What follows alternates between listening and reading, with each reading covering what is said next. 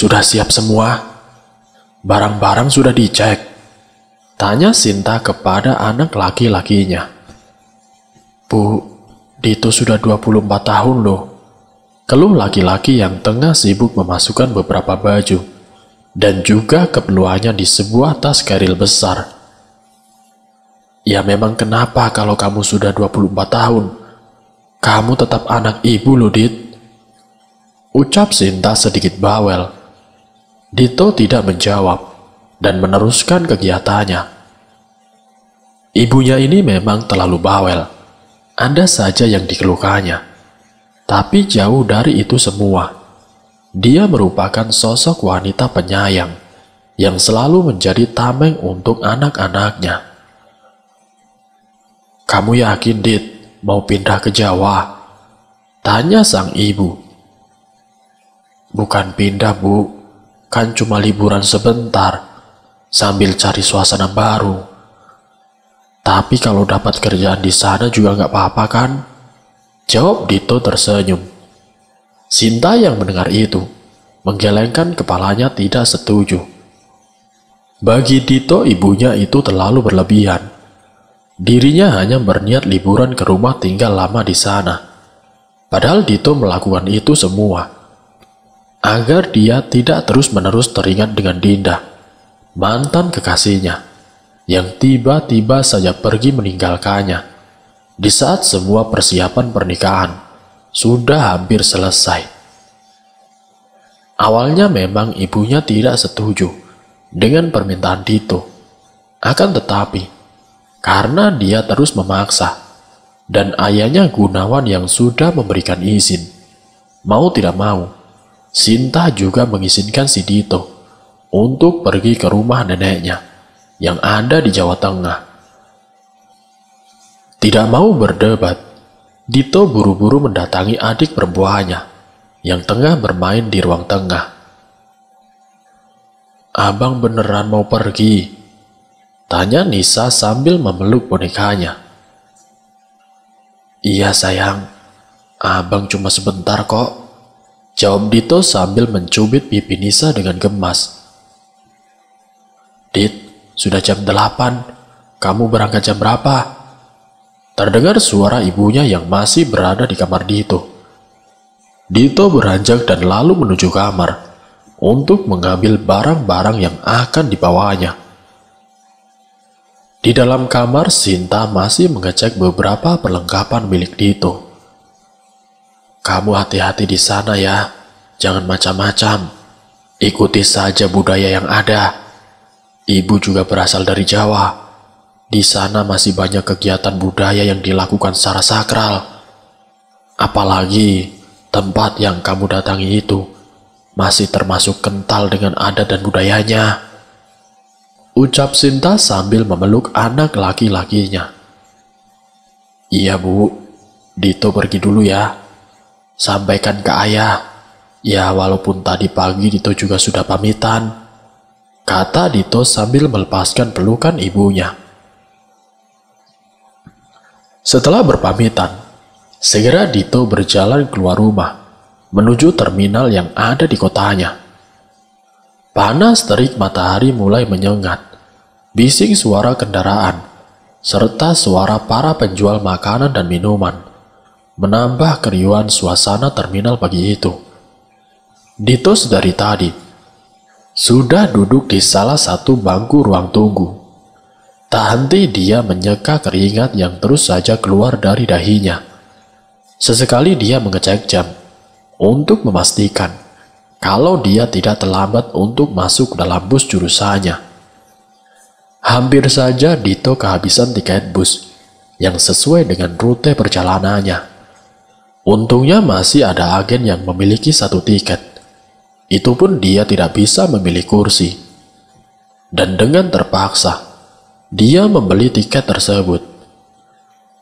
Memang beberapa kali ada orang yang menawarkan Dito tiket sesuai dengan jurusannya.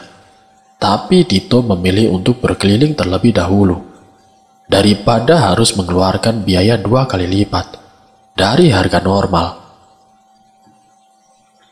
Mas, busnya mau berangkat. Silakan masuk ke dalam. ucap pegawai agen travel yang duduk tidak jauh dari Dito. Segera Dito berjalan menuju bus yang akan membawanya ke desa Renggono. Melihat deret kursi, ternyata dia mendapatkan kursi di bagian tengah agak ke belakang. "Permisi mas," ucap Dito saat mencoba melewati seorang pria yang duduk di sebelah kursi miliknya. Laki-laki itu hanya tersenyum, mempersilahkan Dito untuk lewat. Sekarang disinilah, Dito duduk di bus yang sedang membawanya menuju rumah neneknya, yang hampir tidak pernah dia kunjungi. Dito selalu melihat keluar jendela. Pikirannya masih terus membayangkan sosok Dinda. Entah kenapa, kenangan demi kenangan saat masih bersama Dinda selalu muncul di kepalanya. Dinda orang yang dia percaya, yang dia anggap bisa membuat kehidupannya menjadi sempurna, tiba-tiba saja membatalkan pernikahan secara sepihak dan menghilang begitu saja. Dito sudah mencari Dinda dengan berbagai cara, tapi bagai ditelan bumi, sosok wanita itu menghilang tanpa jejak. Bahkan Dito juga sempat mendatangi panti asuhan yang dulu menjadi tempat tinggal Dinda, tapi nihil hasilnya. Setidaknya, mungkin dengan suasana baru, aku bisa melupakanmu, batin Dito sambil tersenyum kecut. "Mas, maaf, apa bisa gordennya ditutup?" ucap penumpang di sebelah Dito yang membuyarkan lamunannya. Boleh mas," kata Dito sambil menarik gorden hingga menutup kaca jendela. "Saya Arif, kalau boleh tahu mau kemana mas?" tanya Arif mencoba memulai pembicaraan. "Ke kota ini mas, saya Dito," jawab Dito. "Oh, beda sedikit mas, saya ke kota sebelahnya. Ya mungkin kalau naik motor hanya 30 menit, ucap Arif. Mereka pun akhirnya mengobrol untuk mengurangi kepenatan. Sudah beberapa jam, bus berjalan menyusuri pantai utara menuju Jawa Tengah. Gemuruh guntur dan rintik air hujan membasahi jendela bus yang Dito tumpangi. Dinginnya AC membuat tubuh Dito sedikit merasa tidak enak. Padahal sedari tadi, dia sudah mencoba menutup lubang AC yang ada di atasnya. "Kenapa mas?" tanya Arif saat melihat Dito seperti sedang menahan sakit. Gak tahu mas, badan saya rasanya tiba-tiba tidak enak.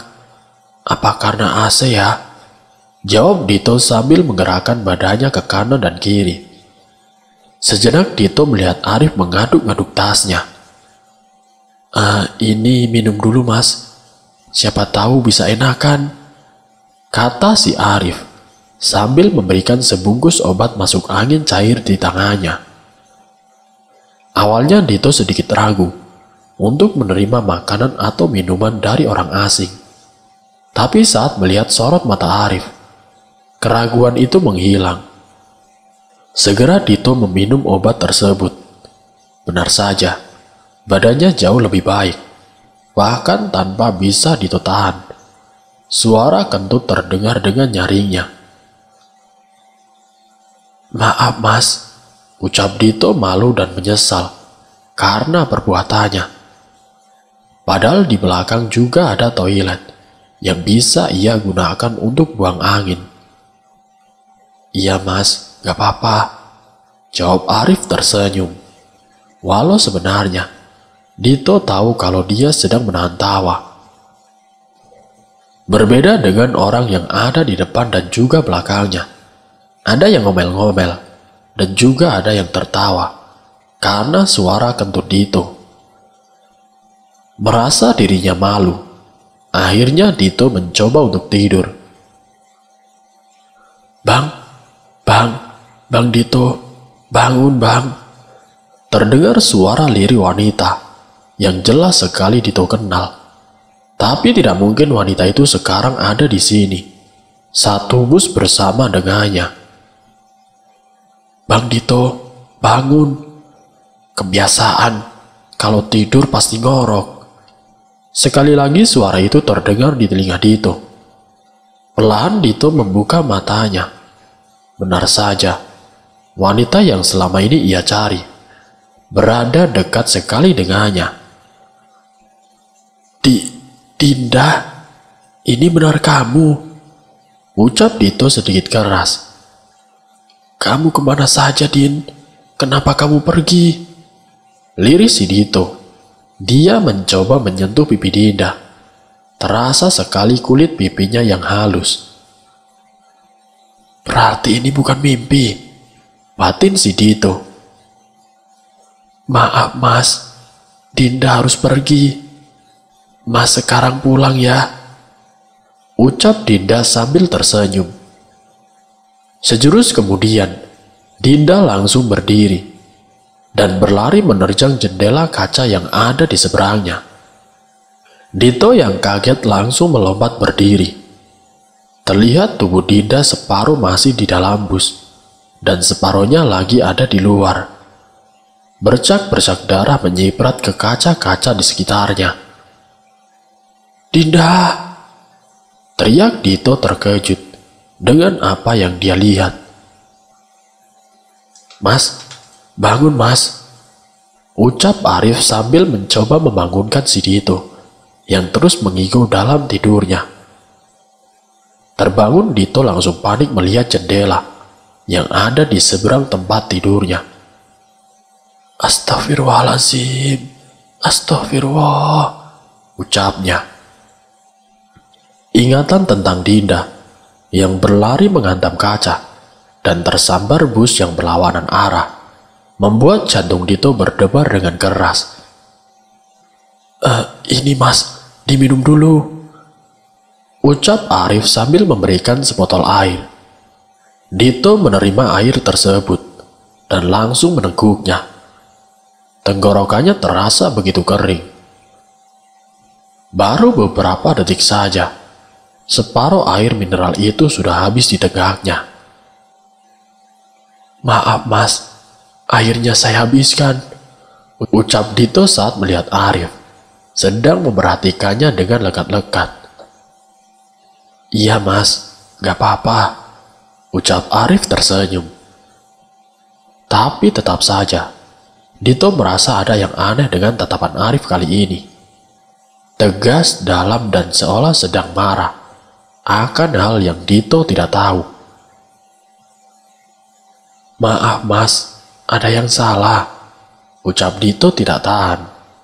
Dia merasa tidak nyaman jika ada orang yang baru dia kenal merasa sakit hati dengan kelakuannya.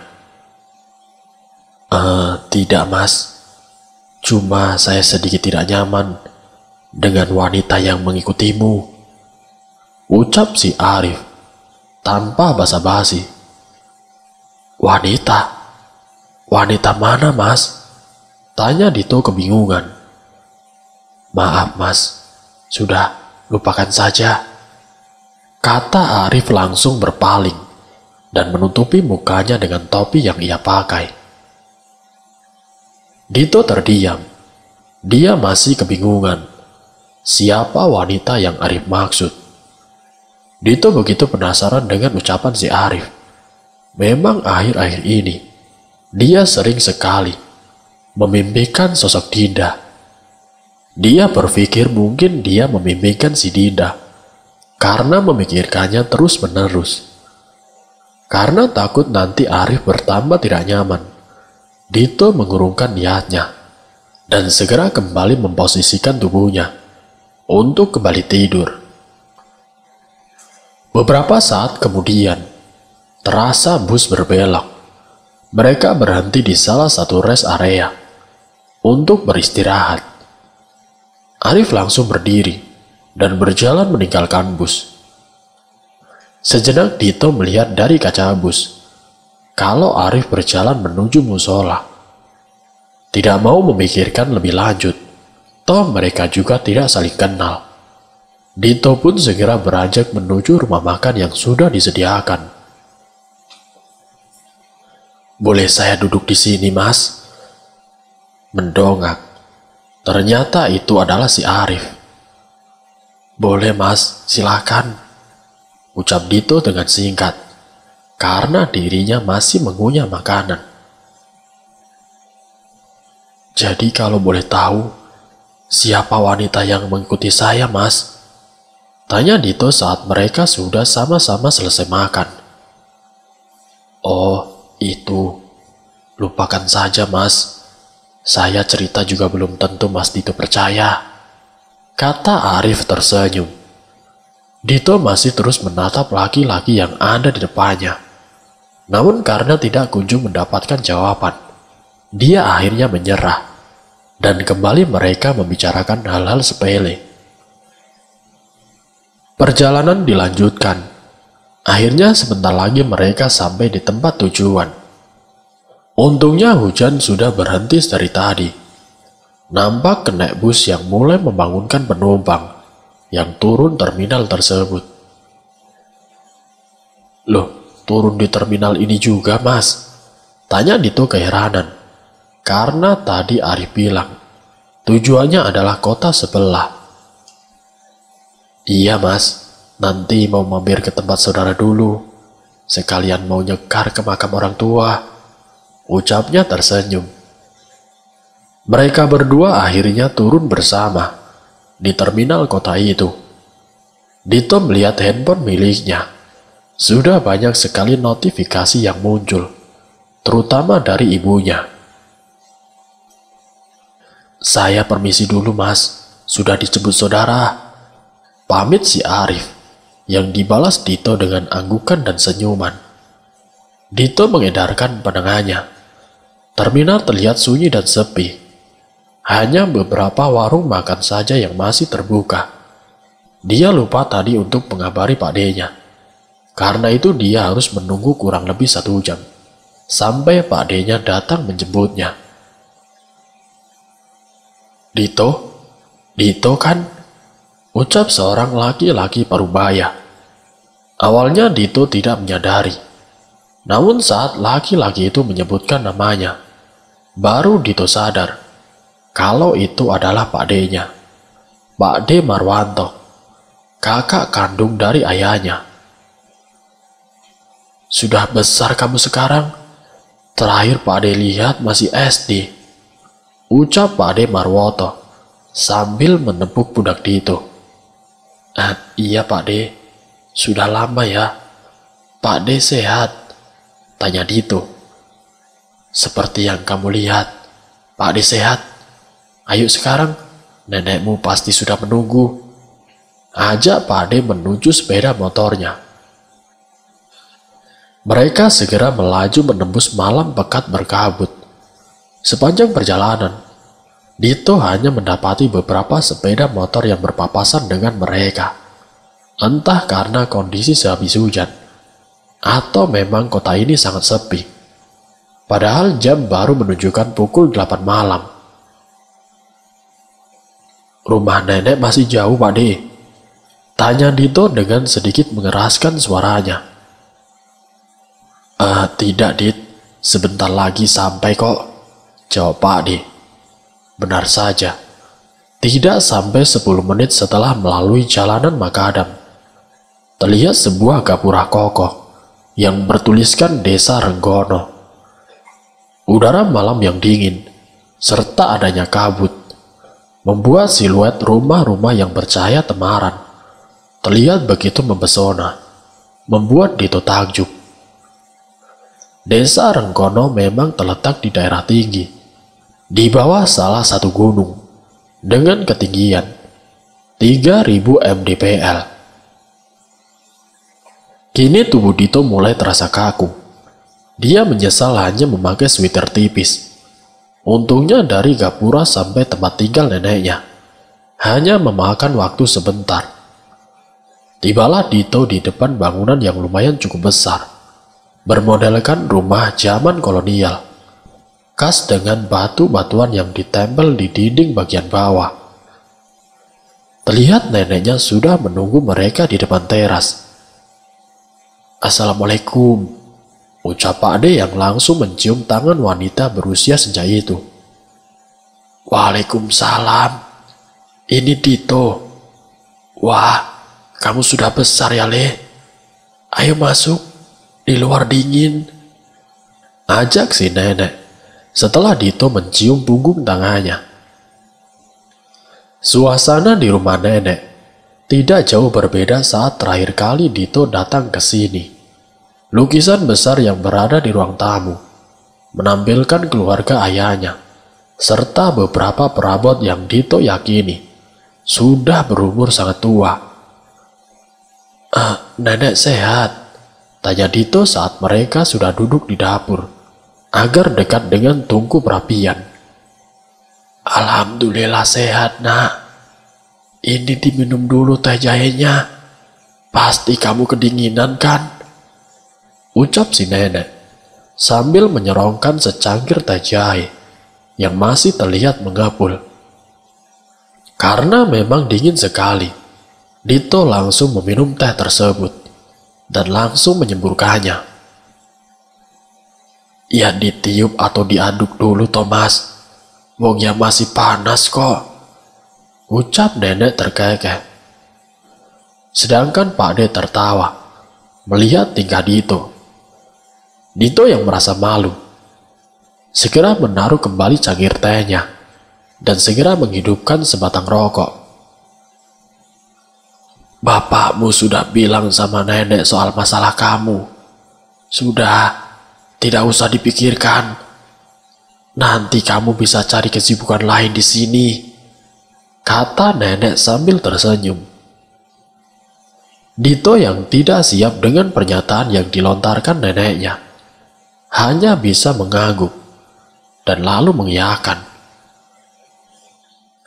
Setelah itu mereka hanya membicarakan dan menanyakan kabar satu sama lain. Sampai akhirnya, karena malam semakin larut, Dito digiring oleh neneknya untuk segera tidur. Kini ia menempati kamar bekas milik ayahnya. Kamar itu cukup luas, dengan model ranjang besi, yang setiap Dito bergerak, pasti menimbulkan bunyi decit yang tidak mengenakan. Sedangkan di sekelilingnya, juga masih terdapat kelambu. Meja belajar pun masih sama saat ketika terakhir kali dia datang ke sini. Namun karena dulu dia masih kecil, jadinya tidak terlalu memperhatikan sekitar. Kini sudah hampir 30 menit, Dito mencoba untuk tertidur, tapi matanya tidak kunjung terpejam. Dinginnya udara membuat tubuh Dito begitu kaku. Dia belum terbiasa dengan cuaca di tempatnya saat ini. Beranjak, Dito pun berniat untuk membakar sebatang rokok. Dibukanya jendela kamar. Suasana benar-benar sepi. Namun itu wajar, karena jam juga sudah menunjukkan pukul 11 malam. Menit demi menit, hisapan demi hisapan sudah berlalu. Akan tetapi, Dito juga tidak kunjung merasa mengantuk. Dia bangkit membuka pintu kamarnya, berniat membuat secangkir kopi. Percuma saja dia memaksakan untuk tidur. Mungkin karena sudah berjam-jam, dia sudah tidur di dalam bus. Jadi malam ini, matanya menjadi begitu segar. Baru saja Dito melangkah menuju dapur. Dia dikagetkan oleh bayangan wanita yang keluar rumah melalui pintu dapur milik neneknya. Mungkin Bude, tapi ngapain malam-malam gini keluar rumah? Batin si Dito. Berpikir itu bukan urusannya. Dito segera membuat kopi dan kembali ke dalam kamar. Memang tadi saat dia datang, Bude Ija masih ada di dalam kamar. Kata Pak D-nya, badannya sedang tidak enak. Kini pagi sudah datang. Sinar matahari menyorot langsung mengenai wajah Dito yang bersumber dari jendela. Sedikit keheranan, siapa yang membuka jendela kamarnya. Dia ingat benar, saat sebelum tidur, dia sudah menutup jendela tersebut. "Dit, sini sarapan dulu," ucap Pak Ade yang sudah duduk di amben, yang sekaligus dijadikan tempat makan. Di depannya sudah tersaji berbagai macam masakan dan lauk pauk, serta seteko kopi panas. "Wah, Dito sudah besar ya. Maaf ya, semalam Bude tidak enak badan," ucap Bude Ija yang duduk di sebelah suaminya. Gak apa-apa Bude. Oh ya, nenek kemana?" tanya Dito karena tidak melihat keberadaan neneknya. "Kalau jam segini, nenek masih jalan-jalan pagi, Dit. Biasanya nanti agak siang baru sampai rumah," jawab Bude Ija sambil menuangkan secangkir kopi untuk Dito. "Dit, hari ini kamu mau di rumah atau mau ikut Pak D ke kebun?" tanya Pak D-nya yang masih mengunyah singkong rebus. "Belum tahu Pak D, tapi sepertinya mau di rumah dulu.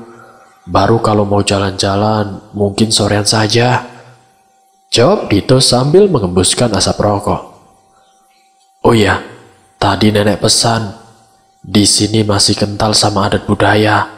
Sama kamu jangan main-main terlalu masuk ke dalam hutan ya," ucap Pak De memberitahu. "Memangnya budaya seperti apa Pak De?" tanya Dito penasaran. "Ya, masih ada beberapa warga yang sering menaruh sesajen di tempat-tempat tertentu. Nanti kamu juga tahu sendiri kok. Kalau hutan ya jelas bisa hilang kamu," jelas Pak D-nya yang kini juga sudah membakar rokoknya. Pagi itu Dito lalui dengan bersantai di dalam kamar. Sesekali memang dia keluar rumah, hanya untuk sekedar berkeliling. "Dit, ngapain kamu di situ?" panggil nenek dari arah depan rumah. Saat itu Dito sedang berjongkok di bawah pohon mangga. Nggak apa-apa Nek, lagi lihat-lihat sekitar rumah," jawab Dito sambil buru-buru mendatangi neneknya. "Kamu itu sudah besar kok aneh-aneh. Nanti anterin nenek ya," ucap si nenek. "Kemana Nek?" tanya Dito sambil meminta barang-barang bawaan nenek yang cukup banyak. "Ke rumah Mbok Sarmin, ngasihin sembako itu," ucap sang nenek sambil menunjukkan beberapa bungkusan plastik yang tadi ia bawa. Waktu berlalu begitu cepat. Sore sudah menjelang. Baru saja kumandang azan asar terdengar. "Dit, anterin nenek sekarang ya. Kalau nunggu pademu ya bakalan nanti habis maghrib."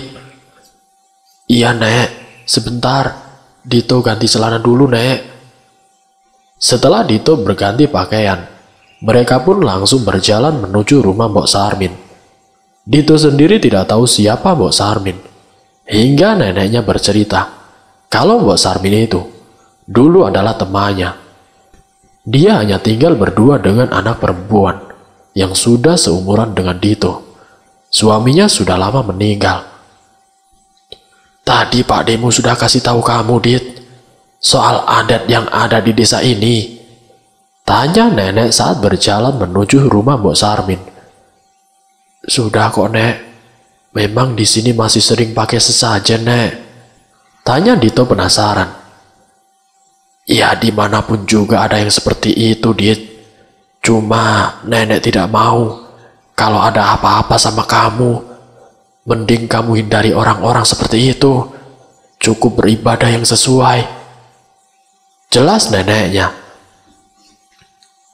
Dito pun mengerti. Ia tersenyum dan mengangguk.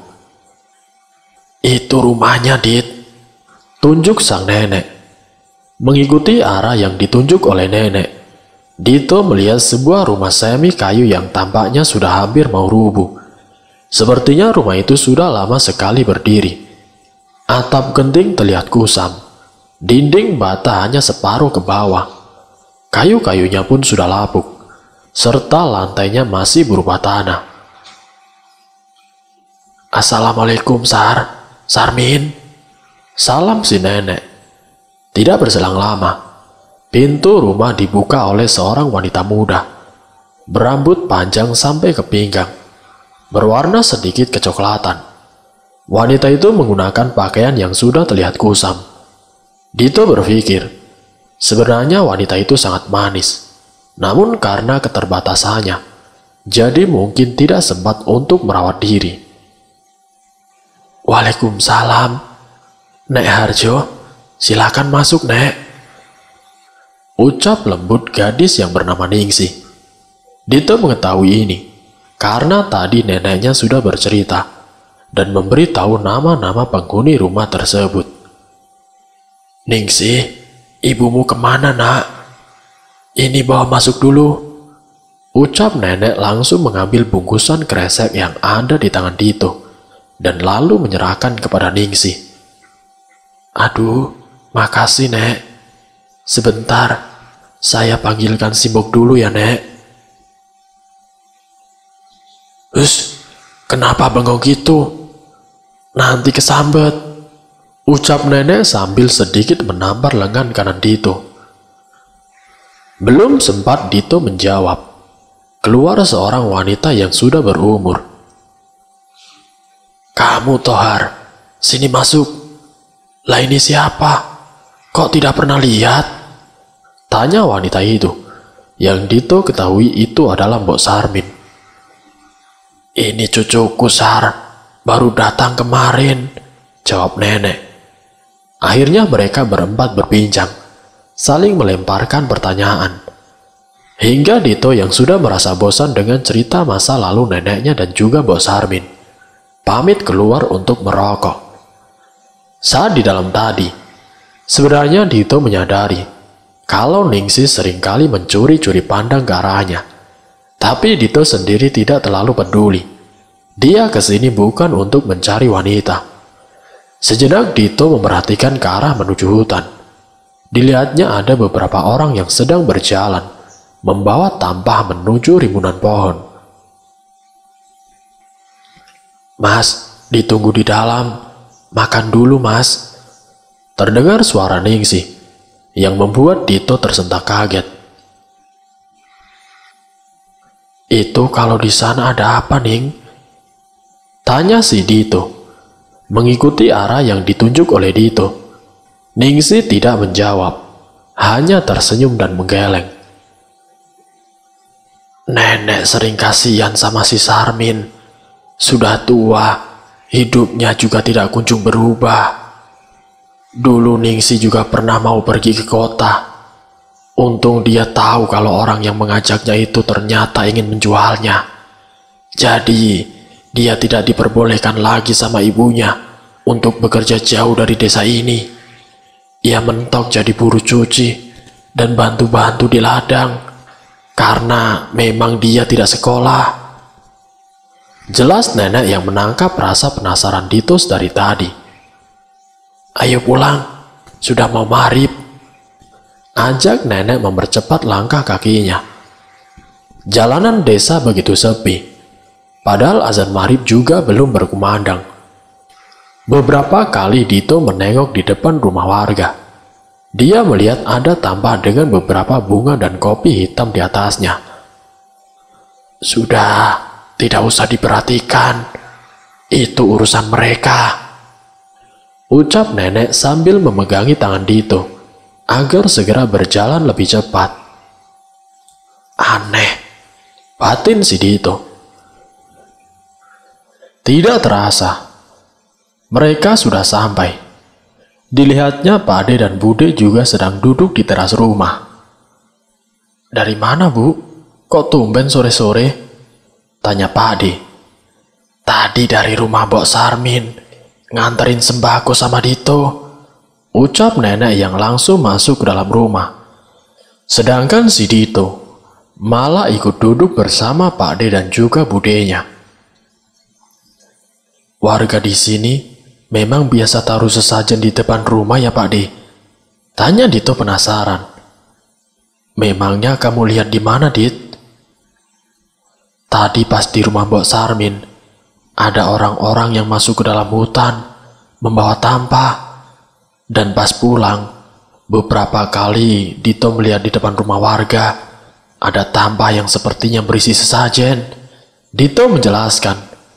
Terlihat raut muka Pak D-nya tiba-tiba sedikit berubah. Sudah biasa itu di sini, biarin saja. Jawabnya mencoba acuh dengan pertanyaan si Dito. Merasa tidak mendapatkan jawaban, Dito pamit untuk masuk ke dalam rumah. Malam sudah menjelang, sudah berbatang-batang rokok Dito hisap. Pikirannya kembali mengingat Dinda. Walau dia sudah jauh dari kota itu, tetap saja bayangan tentang sosok Dinda masih terus terngiang di kepalanya. Cekrek! Terdengar pintu yang terbuka. Siapa malam-malam keluar rumah? Batin Dito penasaran. Sontak Dito langsung menutup jendelanya dan berjalan menuju arah dapur. Benar saja, pintu tidak terkunci. Sejenak Dito pun kebingungan. Namun karena rasa penasarannya yang tinggi, dibukalah pintu tersebut. Jauh beberapa meter ke depan, Dito melihat sosok yang tidak asing sedang berjalan. Sosok yang tidak asing sedang berjalan menuju arah desa. Tak berani melihat lebih jauh, Dito kembali menutup pintu dapur. "Kamu ngapain, Dit?" ucap suara wanita, persis di belakang Dito. Dito langsung melompat karena kaget. Bude Ija sudah berdiri di belakangnya, menggunakan baju yang sama dengan apa yang Dito lihat barusan. Ini Bude, tadi Dito ke toilet, terus pintunya terbuka, makanya Dito tutup," ucap Dito beralasan. Mengangguk kemudian, budenya berjalan menuju kamar mandi. Aneh, bukannya tadi yang berjalan keluar itu Bude ya? Batin si Dito. Dia tidak mungkin salah orang. Perawakan, baju, dan tingginya pun hampir sama. Tidak mau memikirkan terlalu jauh, Dito kembali ke kamar dan langsung merebahkan badannya. Pikirannya terus memutar mengingat Dinda, Sajen, dan kejadian yang barusan dia alami. "Dinda, ngapain kamu di sini?" ucap Dito saat mendapati Dinda sudah duduk di tepian kasurnya. "Maaf Mas, Dinda harus pergi. Mas sekarang pulang ya," ucap Dinda sambil tersenyum. Tersentak Dito terbangun. Kembali ia memimpikan sosok Dinda. "Ada apa sebenarnya, Din?" batin si Dito. Ucapan Dinda dalam mimpinya barusan sama persis waktu Dito bermimpi saat berada di dalam bus. Terngiang-ngiang segera Dito mengambil handphonenya dan menanyakan apakah di rumah baik-baik saja. Tapi karena memang jam sudah menunjukkan pukul 1 dini hari, pasti semua orang di sana juga sudah tertidur. Namun di pagi harinya, Dito dikagetkan dengan suara ketukan pintu yang cukup keras. Pak D membangunkan Dito dan kemudian memberitahu si Dito kalau Ningsi, anak dari Mbok Sarmin, telah meninggal dunia.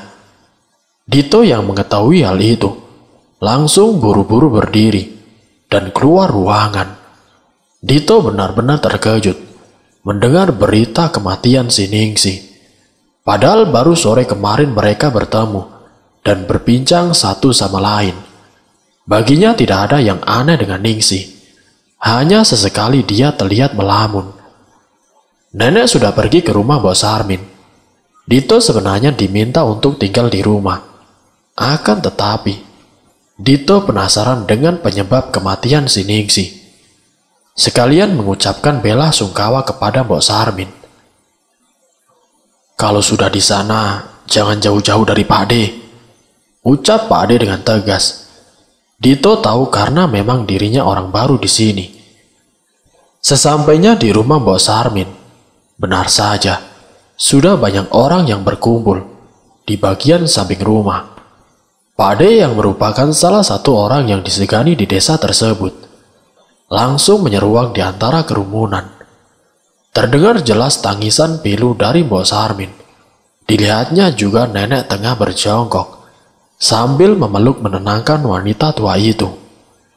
Baru saja Dito mau melangkah, tubuhnya menabrak Pak D yang tiba-tiba saja berhenti. Astagfirullahaladzim, ucap Pak D. Dito langsung melihat ke depan. Betapa kagetnya dia. Tubuh Ningsih tergantung di kasur dapur rumahnya. Jasadnya begitu mengerikan. Anehnya ada tetesan darah yang mengalir dari sela-sela pahanya dan terus menetes ke bawah. Ketika Dito melihat arah tetesan darah itu, dia bertambah kaget. Ada sebuah benda merah, sebesar kepalan tangan manusia. Jelas sekali bentuknya, mirip manusia yang sedang meringkuk. Janin, batin si Dito. Pak Kades, ucap salah seorang warga yang melihat kedatangannya. Buru-buru Dito beserta warga sekitar menyingkir untuk memberikan jalan. Astagfirullahaladzim, panggil polisi sekarang, pekik Pak Kades dengan keras. Kegemparan benar-benar terjadi di desa Renggono pagi itu. Mayat Ningsih masih tergantung di kasur dapur. Atas permintaan dari Pak Kades, tidak ada satu orang pun yang diperbolehkan untuk menyentuh, bahkan mendekati jenazah Ningsih, hingga pihak kepolisian datang. Dito yang baru pertama kali melihat kengerian seperti itu, seolah terhipnotis. Jasad Ningsih yang tergantung membuat dirinya bergidik ngeri. Dengan mata melotot dan lidah yang terjulur, belum lagi darah yang mengalir dari kedua kakinya. Sungguh aneh, bagaimana bisa orang yang tergantung diri mengeluarkan darah dan janin yang ada di dalam rahimnya? Batin Dito keheranan. Dit, sebaiknya kamu pulang dulu, Dit, ucap Pak D yang membuyarkan lamunan Dito. Kenapa, Pak D? Tanya Dito.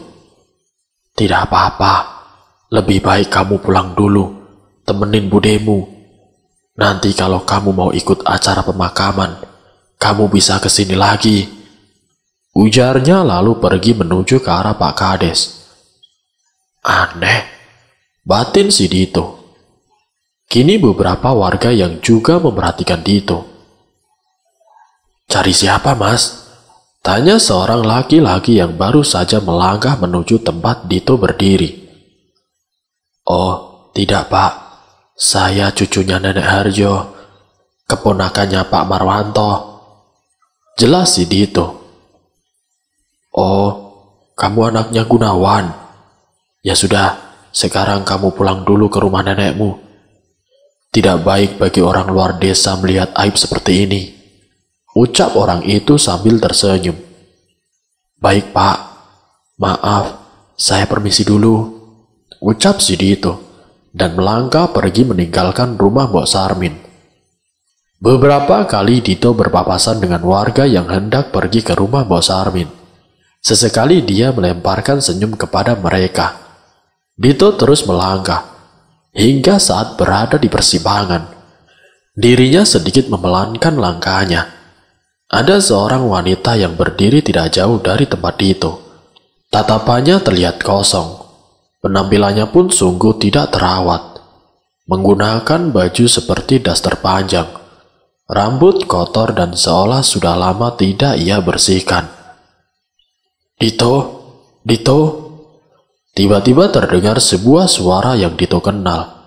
Bude Ija tengah berdiri beberapa meter di depannya. Terlihat dia membawa beberapa kantong plastik kresek berisikan sayuran dan juga bahan pangan lainnya. Ngapain kamu bengang di situ, Dit? Tanya Bude keheranan. Itu Bude, Baru saja Dito memalingkan mukanya ke arah wanita itu berdiri, sosok tersebut sudah hilang. "Sudah, sekarang pulang dulu," ajak Bude sambil menyeret Dito untuk mengikutinya. "Benar, Dit, Ningsi meninggal?" tanya Bude Ija. "Iya, Bude, gantung diri, tapi ada yang aneh." Dito menceritakan kembali bagaimana kondisi si Ningsi. "Kamu serius, Dit?" ucap Bude Ija, yang tiba-tiba saja berhenti saat mendengar penuturan dari Dito. "Kenapa, Bude?" tanya Dito kebingungan. "Tidak apa-apa, Dit. Bude cuma kaget. Ayo buruan pulang," kata Bude melanjutkan berjalan mendahului si Dito.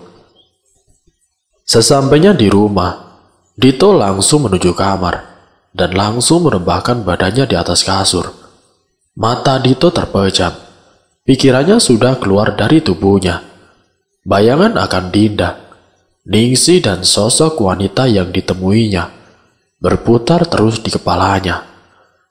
Dito tidak tahu berapa lama dirinya terlelap.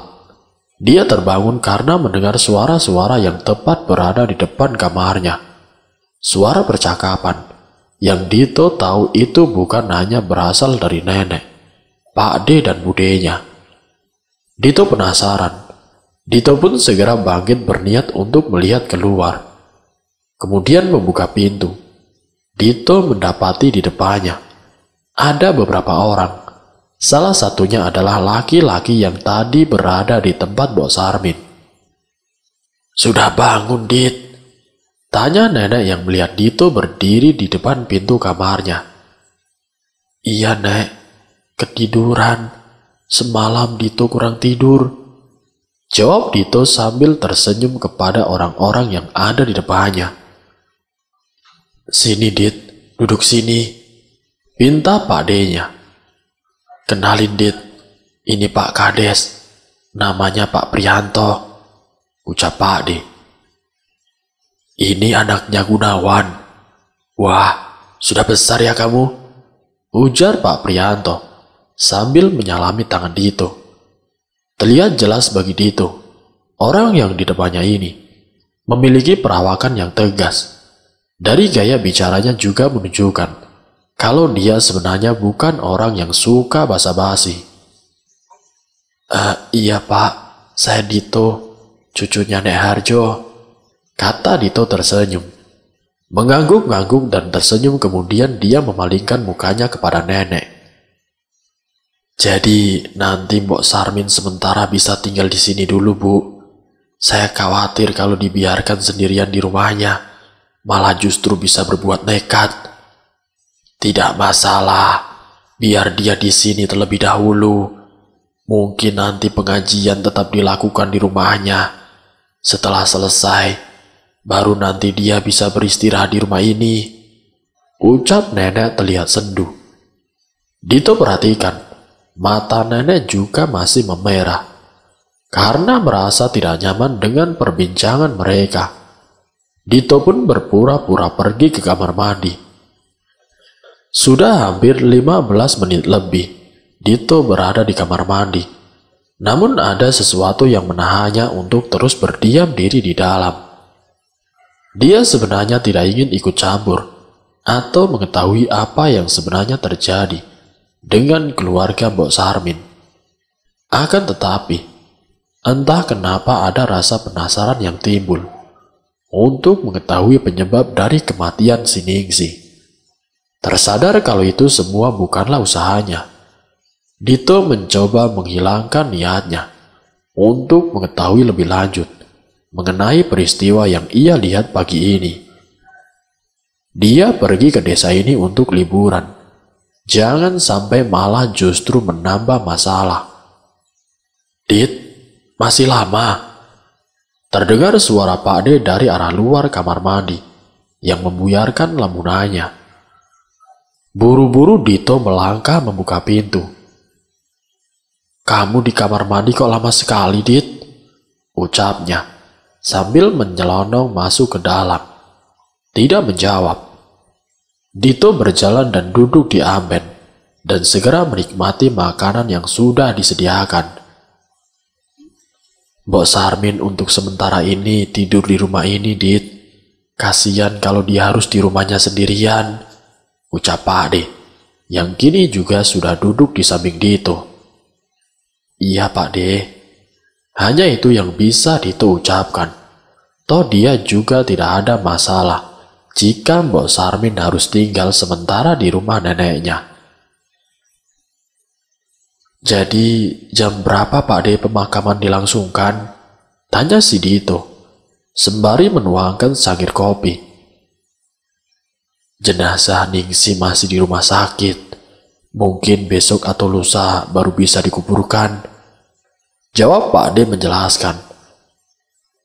Kematiannya begitu aneh, walau ini bukan pertama kalinya, lanjut Pak De-nya, sambil menghidupkan sebatang rokok.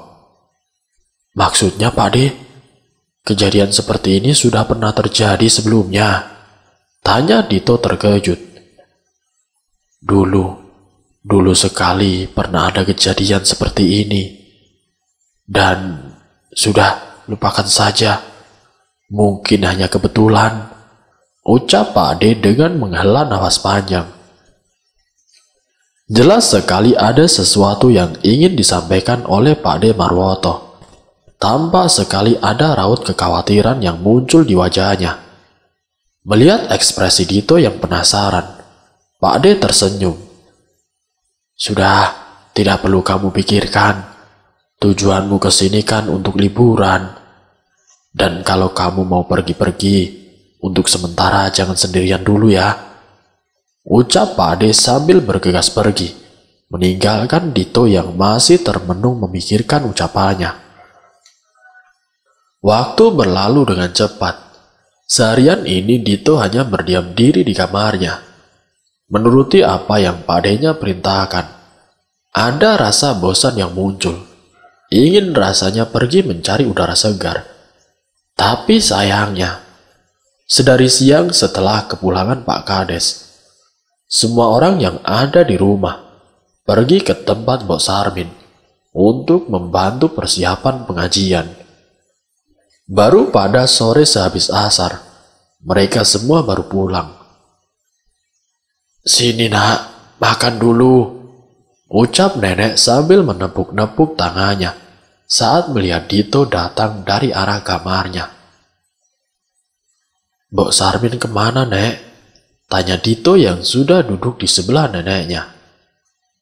Dia masih di rumah. Nanti malam ada pengajian, mendoakan anaknya. Kamu mau ikut? Jawab nenek sambil menyodorkan teh hangat untuk Dito. Awalnya Dito ingin ikut ke tempat Mbok Sarmin, tetapi dia ingat dengan ucapan laki-laki yang mengatakan bahwa kematian Ningsi merupakan aib desa, dan lagi pula Dito juga orang asing di desa ini. Jadi lebih baik dia tidak ikut ke tempat Mbok Sarmin. Tidak, Nek.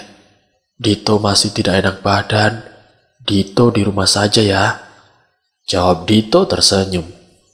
Sedangkan Pak De dan Budenya hanya mengangguk mendengar jawaban dari Dito. Ya sudah, nanti semua pintu jangan lupa dikunci, ucap nenek sambil pergi meninggalkan dapur menuju kamarnya. Malam datang begitu cepat. Nenek, Pak De dan Budenya sudah pergi ke rumah Mbok Sarmin dari sebelum maghrib. Setelah makan sore tadi, Dito langsung beranjak pergi dan masuk ke dalam kamar. Tidak ada kegiatan yang dia lakukan, hanya bolak-balik mengambil HP dan terus memandangi foto Dinda yang masih ia simpan. Begitu kangennya Dito dengan Dinda. Terkadang dia merasa jengkel dan marah. Tapi ada satu waktu di mana dia merasa dirinya benar-benar ingin bertemu dengan wanita itu. Merasa jengah dengan apa yang dia rasakan, Dito bangkit untuk membuka jendela kamarnya, berharap udara segar bisa sedikit membuat pikiran dan batinnya merasa tenang.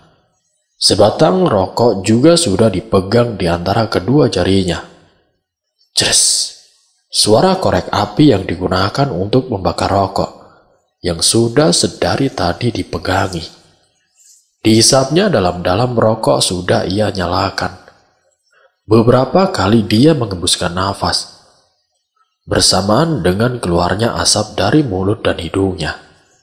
Malam itu benar-benar terasa sendu bagi Dito. Bahkan sepertinya alam juga mendukung apa yang sedang Dito rasakan. Benar-benar sepi dan tenang. Sejenak Dito berdiam diri, memejamkan matanya, merasakan hembusan angin yang menerpa wajahnya. Ada sedikit rasa aneh yang mengganggu pikirannya. Apa memang setiap hari seperti ini? Atau memang perasaannya saja ya? Kalau setiap malam menjelang, desa ini akan terlihat lebih menyeramkan. Batin si Dito. Cekek. Seketika Dito membuka mata.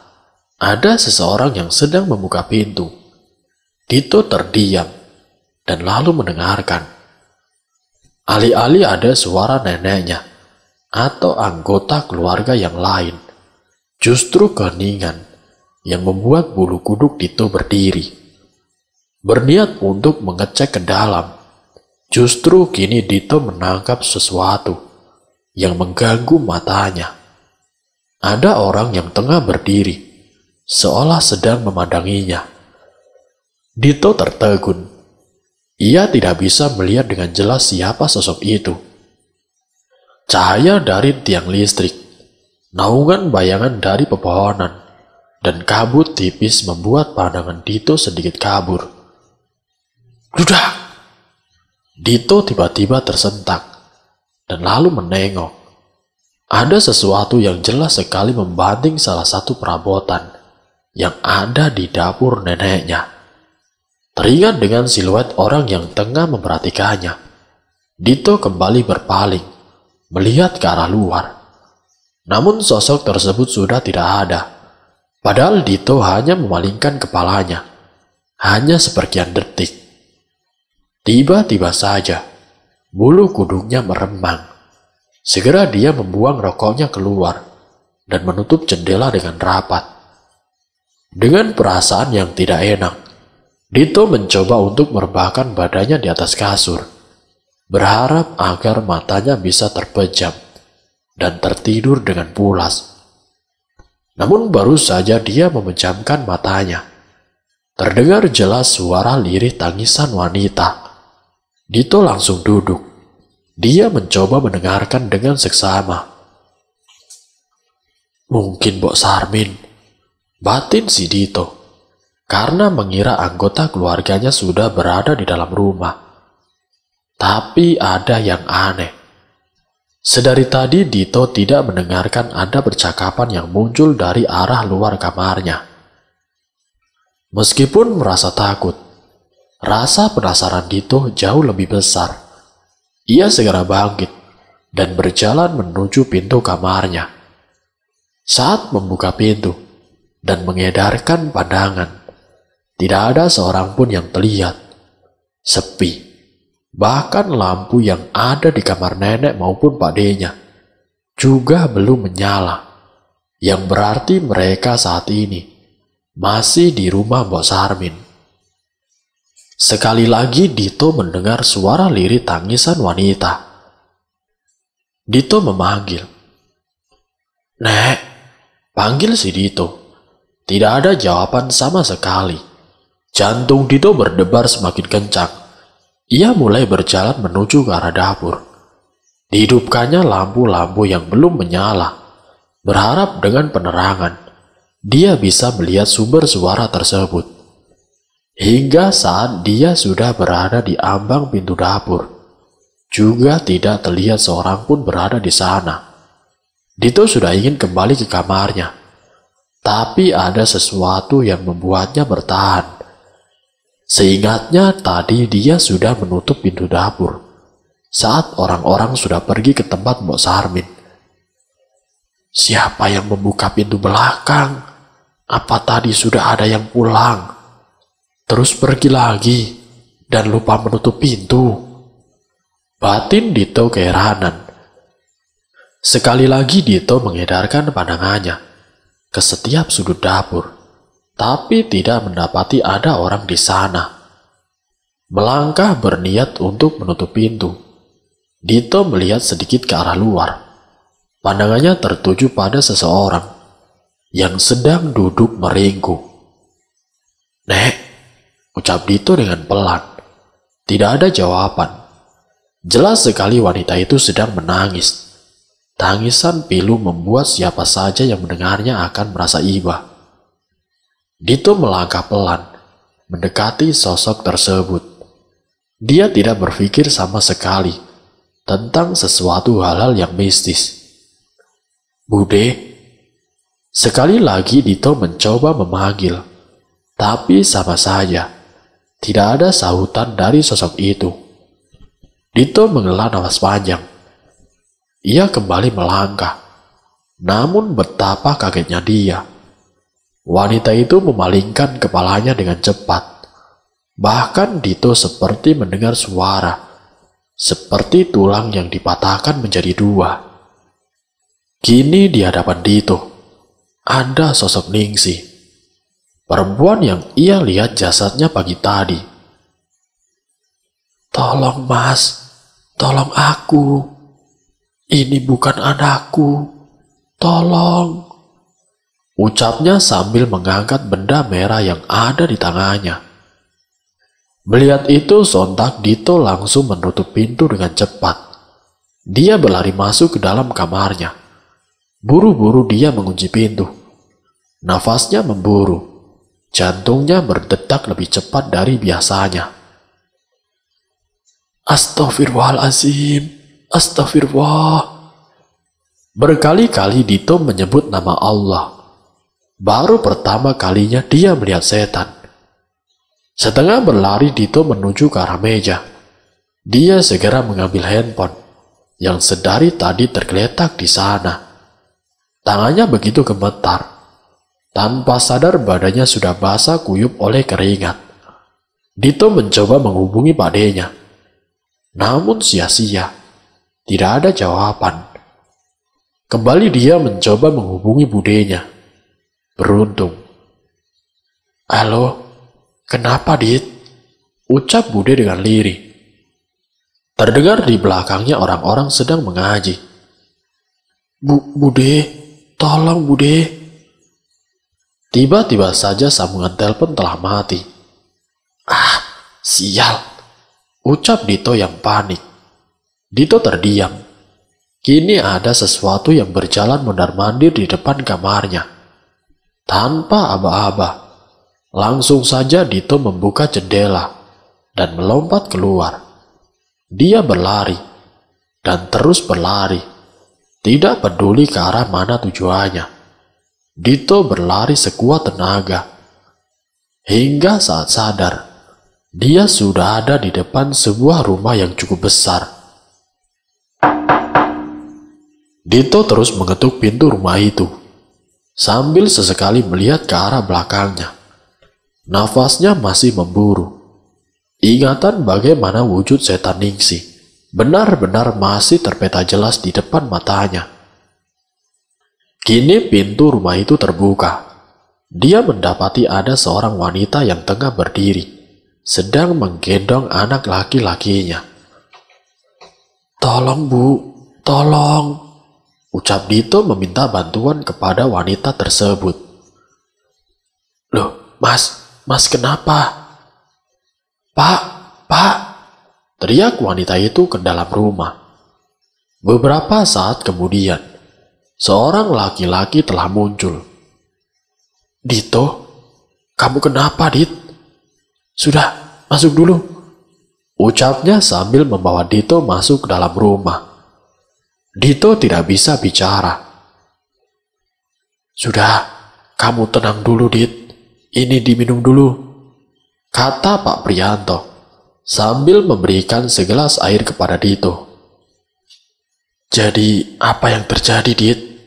tanya Pak Prianto saat melihat Dito sudah mulai tenang.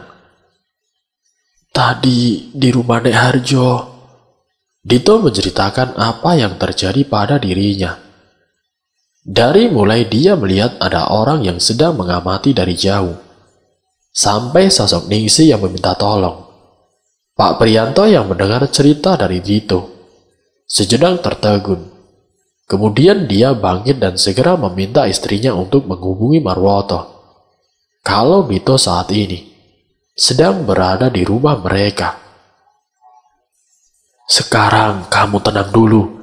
Setelah ini biar Marwoto datang untuk menjemputmu. Benar saja. Tidak berselang lama, terdengar suara sepeda motor yang berhenti di depan rumah Pak Prianto. Assalamualaikum. Waalaikumsalam. Masuk duluan, ucap Pak Prianto, mempersilahkan Pak Ade untuk masuk. Kamu kenapa, Dit? Tadi budemu bilang kamu telepon dan lalu minta tolong. Saat dicek di rumah kamu sudah tidak ada. Sebenarnya ada apa, Dit? Tanya Pak Ade khawatir. Sudah, tenang dulu. Kasihan keponakanmu, kata Pak Prianto. Karena saat itu Dito masih terlihat shock. Butuh beberapa waktu bagi mereka untuk menunggu dan menenangkan. Tadi Pak De, saat Dito di rumah, Dito melihat setan Ningsih, ucap Dito dengan bergidik. Ini benar-benar pengalaman pertama bertemu dengan yang namanya hantu. Baginya di kota besar, tidak ada yang namanya hantu. Atau setan apapun sebutannya. Kamu serius, Dit? Tanya Pak Ade yang masih tidak percaya. Lantas kemudian Pak Prianto memberitahu secara detail apa yang Dito ceritakan padanya. Ada raut kekhawatiran yang muncul dari diri Pak Prianto. Masalahnya itu, siapa yang sedang bermain-main dengan ilmu hitam itu, Pri? Tanya Pak Ade. Mendengar hal itu, Dito langsung mendongak. Kalau seperti ini, jelas keponakanku yang bisa dituduh sebagai dalang dari semua ini. Dia baru saja datang ke desa ini. Sorenya bertemu Ningsih, dan paginya Ningsih sudah meninggal. Ucap Pak Ade gelisah. Dito yang mendengar ucapan Pak Ade-nya benar-benar kebingungan. Apa yang sebenarnya sedang terjadi? Dalang? Dalang apa? Batin Dito sambil melihat Pak D-nya. Kamu yang tenang, Wan. Sebisa mungkin kita cegah orang yang sedang menuntut ilmu hitam itu. Hanya kamu dan beberapa orang warga saja yang tahu. Besok keponakanku datang ke sini. Dia mengerti hal-hal gaib. Semoga dia bisa membantu kita. Ucap Pak Prianto, mencoba menenangkan Pak D. Dito yang sudah tidak bertenaga, hanya mendengar obrolan mereka. Tapi dia menyimpan rapat-rapat apa yang sudah didengarnya malam ini. Sebelum Dito dan Pak D pulang, Pak Prianto berpesan agar kejadian yang dialami oleh Dito sebisa mungkin dirahasiakan, terutama kepada Mbok Sarmin. Setelah ini, kamu langsung bersih-bersih dan tidur. Jangan buka jendela kalau mau merokok di dalam kamar atau ruang keluarga. Kalau ada yang tanya, bilang saja tadi ada maling yang mencoba untuk masuk ke dalam rumah. Kamu paham, Dit? Ucap Pak D-nya tegas dan dalam. Dito yang sebenarnya tidak paham maksud dari semua ini, hanya bisa mengangguk. Dia berniat bertanya kepada Pak D-nya esok hari. Benar saja. Saat mereka sampai di rumah, nenek dan juga budenya masih menunggu di teras rumah. Tampak sekali raut wajah cemas dari wajah kedua wanita itu. Astagfirullahaladzim, Dito, kamu kenapa, Nak? Ucap nenek sambil memeluk Dito erat-erat. Sudah, Bu, biarkan Dito masuk dan biarkan beristirahat. Biar nanti Marwan yang menjelaskan, kata Pak D-nya. Segera mereka masuk ke dalam rumah. Dito tidak mendapati Mbok Sarmin sama sekali. Tapi jelas ada suara wanita yang sedang menangis lirih dari dalam kamar nenek. Itu Mbok Sarmin. Sudah, kamu sekarang bersih-bersih, biar dibuatkan minuman hangat sama budemu, kata Pak D menggiring Dito menuju kamar mandi. Setelah selesai mandi, Dito segera duduk di amben dapur. Sesekali pandangannya mengarah ke pintu yang ada di depannya. Masih teringat jelas sosok Ningsi yang ia temui beberapa waktu lalu. Dito, ini diminum dulu, biar enakan, ucap Bude sambil memberikan secangkir teh jahe kepada Dito. Beneran, Dit? Tadi ada yang mencoba maling di rumah kita? Tanya neneknya. Sekilas sebelum menjawab, Dito mengeling padenya. Iya, Nek. Awalnya Dito kira itu kalian. Tapi saat Dito cek, ternyata ada orang. Mungkin sedang berniat tidak baik, Nek. Langsung saja Dito pergi ke kamar, karena memang orang itu terus mondar-mandir di depan kamar Dito. Dito langsung lompat dari jendela. Dito pun langsung berlari. Tahu-tahu sudah ada di rumah Pak Kades. Kata Dito berbohong. Awalnya nenek tidak percaya dengan ucapan Dito, karena merasa aneh. Tidak ada satupun barang yang hilang, hanya beberapa perabot dapur yang berserakan di lantai. Ya sudah, kamu tidur. Nanti Pak D tidur di ruang tengah. Kalau ada apa-apa, langsung bangunin Pak D ya, ucap Pak D-nya. Mengangguk, Dito pun segera beranjak menuju kamarnya. Sesampainya di kamar, Dito langsung merebahkan dirinya. Ada keinginan besok untuk langsung pulang ke kota. Tapi Pak D justru memintanya tetap tinggal selama beberapa hari. Mau tidak mau, Dito menuruti apa yang Pak D Marwan katakan. Ia juga cemas kalau setan Ningsi mengikuti hingga kota. Kini pagi sudah menjelang. Semalaman Dito tertidur dengan pulas. Rasa lelah dan pegal karena beberapa kali terjatuh membuat dirinya langsung bisa memejamkan matanya. Jendela kamar juga sudah ada yang membuka. Terdengar jelas suara tulang yang kembali ke posisi semula saat Dito menggeliat dan merentangkan tangan dan juga kakinya. Ada rasa malas untuk beranjak, terlebih dengan kejadian semalam. Ingin rasanya dia kabur dari desa ini. Dito menghela nafas, kemudian bangkit dan berjalan menuju arah dapur. Bagaimana? Sudah enakan, Dit? Tanya nenek yang melihat Dito masuk ke dapur. Dit, sini, duduk dulu, Dit, pinta Pak D Marwan. Karena terbiasa setelah bangun tidur Dito harus bersih-bersih dahulu, termasuk gosok gigi, dan juga mengeluarkan isi perutnya.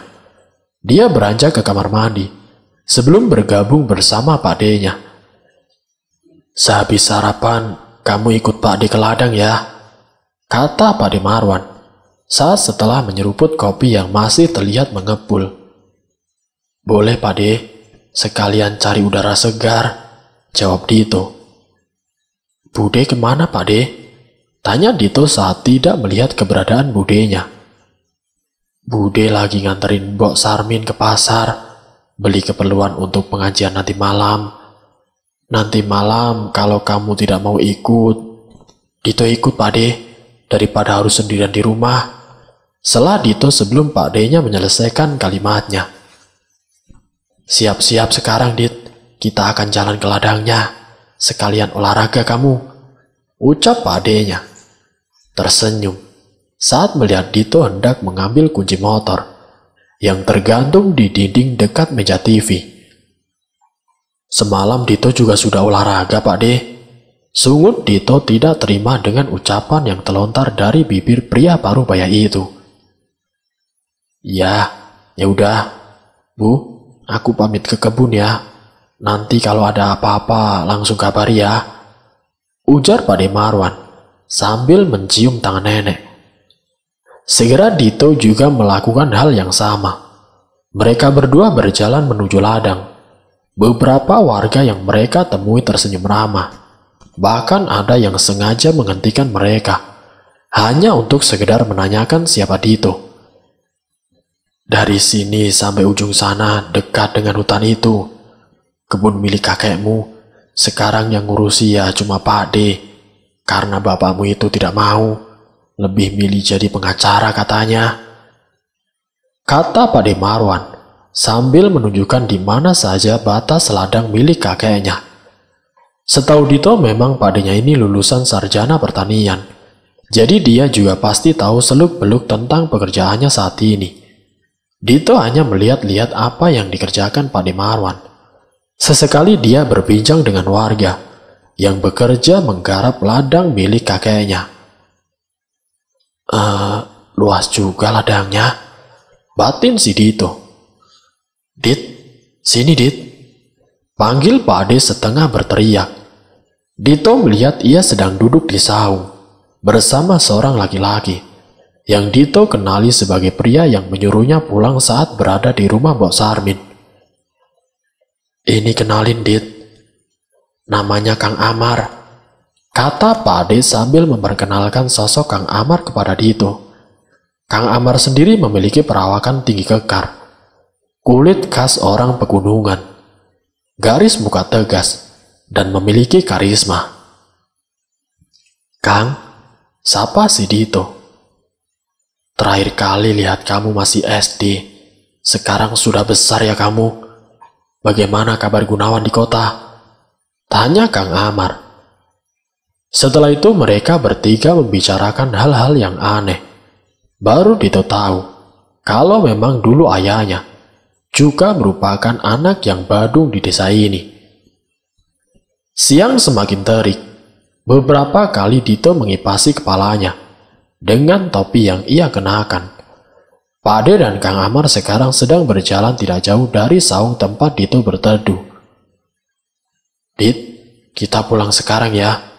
Jenazah Ningsi sudah dibawa ke rumahnya. Ujar Pak D terlihat terburu-buru. Dito hanya bisa menurut dan segera mengikuti Pak D-nya dan Kang Amar. Sesampainya di rumah Mbok Sarmin, sudah banyak warga yang bergerombol.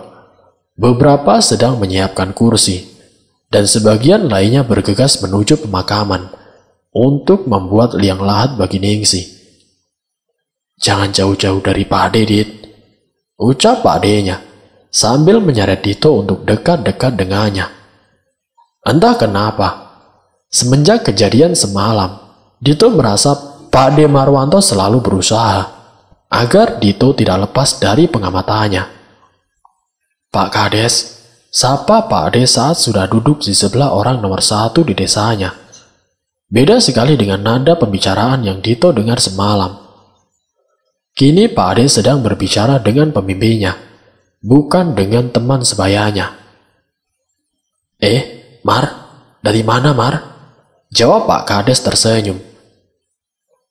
Setelah pemakaman, kalian datang ke rumah ya. Lanjutnya lirih yang hanya bisa didengar oleh mereka bertiga. Kini prosesi pemakaman Ningsi berlangsung dengan cepat. Jarak antara rumah dan juga kuburan tidak terlampau jauh. Sebelum prosesi pemakaman dimulai, Dito sengaja membantu warga desa untuk menyiapkan segala sesuatunya. Beberapa kali dia melewati tempat di mana jasad Ningsi ditemukan. Mungkin ini hanya perasaannya saja. Tapi setiap kali dia melintasi, bau amis selalu tercium olehnya. Jasad Ningsi sudah selesai dikuburkan. Tidak ada sesuatu yang terjadi saat prosesi pemakaman. Hanya Mbok Sarmin yang terus-menerus menangis dan pingsan beberapa kali. Wajar pikir Dito, karena ditinggal anak semata wayangnya. Orang tua mana yang tidak sedih saat melihat anaknya pergi mendahulinya? Dito ikut ke rumah Pak Kades, Pak D, tanya Dito dengan lirih saat mereka semua berjalan kembali dari pemakaman. Iya Dit, ikut saja, ucap Pak D yang kini berjalan mendahului Dito. Sesampainya di rumah Pak Kades, nampak sudah ada beberapa orang, termasuk Kang Amar dan sosok yang pernah Dito temui sebelumnya. Arif, ucap Dito sedikit terkejut. Tidak menyangka kalau dia akan dipertemukan lagi oleh orang yang menurutnya asik, tapi sedikit aneh. "Loh, kalian saling kenal?" kata Pak Prianto keheranan. "Ini pemuda yang Arif ceritakan, Pak," ucap Arif tersenyum, sambil menyalami Dito dan Pak De Marwanto. Seolah keberadaan mereka tidak layak menjadi konsumsi publik, Pak Prianto menggiring mereka untuk duduk di teras belakang rumahnya. Seteko kopi dan makanan ringan juga sudah tersaji. Tidak luput sebelum mereka masuk, semua orang diwajibkan untuk membersihkan diri dahulu. Mengingat di rumah itu ada seorang balita, khawatir jika ada sawan yang menempel dari kuburan. "Jadi, Mbok Sarmin sudah mengetahui penyebab kematian Ningsi?" tanya Pak Amar. Seketika atmosfer yang berada di ruangan itu berubah. Yang awalnya santai penuh dengan gurauan, kini semua menatap Pak Amar dengan sungguh-sungguh. "Sudah, tadi saat aku berada di rumahnya, aku meminta Mbok Sarmin dan Nek Harjo untuk berbicara sebentar," ucap Pak Prianto. Terlihat asap dari rokok yang ia hisap keluar dari bibir dan juga hidungnya. "Jadi, apa penyebab kematian Ningsi? Apakah benar dia bunuh diri?" tanya Pak Amar. "Tidak, penyebab kematiannya memang gantung diri. Tapi ada faktor lain yang membuatnya meninggal dunia. Ada seseorang yang memaksa janinnya untuk keluar dan membawa ari-ari si jabang bayi," ucap Pak Prianto dengan menutup matanya. Dito yang mendengar hal itu merasa merinding hebat. Bulu kuduknya tiba-tiba berdiri, mengingat setan Ningsi yang ia temui tadi malam. Biadab orang yang melakukan itu sudah tidak bisa dikatakan lagi sebagai manusia, geram Pak De Marwan mendengar penuturan Pak Kades. Sekarang masalahnya bukan di situ. Pelaku ini memang bukan lagi manusia, tapi iblis yang menyerupai manusia. Kalau kita membiarkan orang ini berkeliaran, kejadian itu akan terulang kembali. Ingat 3-4 bulan setelah kematian Asi, ada korban selanjutnya dengan kondisi yang sama, walau kondisi jasadnya terbilang jauh lebih baik, ujar Pak Prianto serius. Dito hanya diam mengamati orang-orang di sekitarnya. Kalau memang ini pertemuan rahasia, agar tidak menghebohkan para warga, kenapa pula Dito yang bisa dikatakan orang asing justru ikut duduk di antara orang-orang ini? "Kau tahu kenapa orang itu meninggalkan jasad Ningsi dan janinnya dan hanya membawa ari-ari dari bayi yang bahkan masih dalam hitungan bulan?" tanya Pak Amar kepada setiap orang yang sedang duduk di sana. Kepala Dito mulai terasa berat. Dia tidak memahami apa yang sedang dibicarakan orang-orang ini. Sedangkan Arif juga sedari tadi hanya dia memperhatikan. Sesekali mata mereka bertemu, tapi Dito tidak bisa menangkap apapun yang mereka maksudkan. "Tumbal," ucap Arif seketika. "Benar, entah untuk kekayaan atau apapun, aku tidak tahu. Yang kumaksudkan sekarang, siapa yang membuai Ningsi sampai tidak ada satupun orang yang tahu kalau Ningsi sedang hamil?" ucap Pak Amar. Otak Dito berpikir keras. Benar siapa yang sudah menghamili si Ningsi, dan anehnya tidak ada seorang pun yang tahu tentang kabar kehamilan ini.